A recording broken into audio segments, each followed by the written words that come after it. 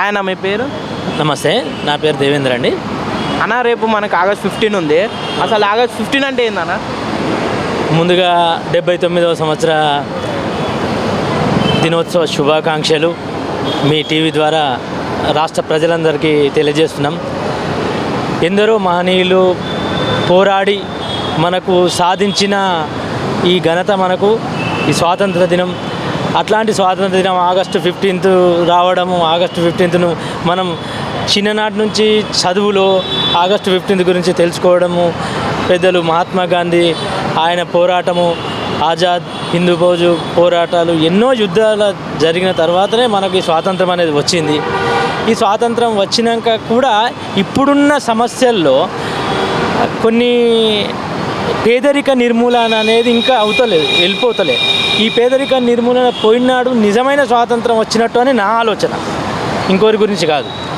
నిజంగా ఏంటంటే పేదరికం అనేది ఇంకా ఉంది, కానీ ప్రభుత్వాలు ఇంకా ఈ ఉచిత పథకాలు కూడా బంద్ చేయాలి. ఉచిత పథకాలు ఉండడం వల్ల కూడా చాలా మనిషి ఇబ్బందికరంగా అవుతుంది.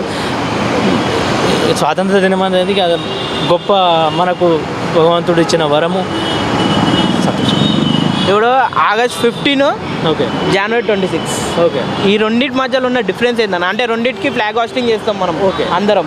అసలు జనవరి 26 భారత రాజ్యాంగం రచన దినము.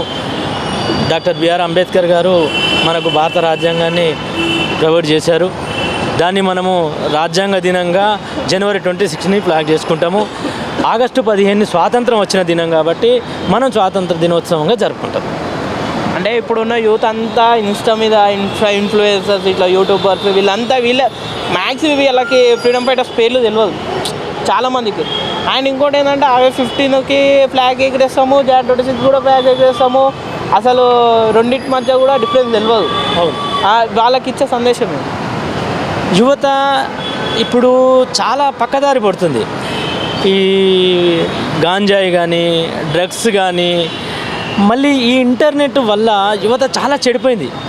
విషయం ఏంటంటే చిన్ననాటి నుంచి అసలు స్వాతంత్రం అంటే ఏంది, గణతంత్ర దినోత్సవం అంటే ఏంది, భారత రాజ్యాంగాన్ని ఎవరు అనేది ఈ విషయాలని చదువుకున్నా కూడా మర్చిపోతున్నారు.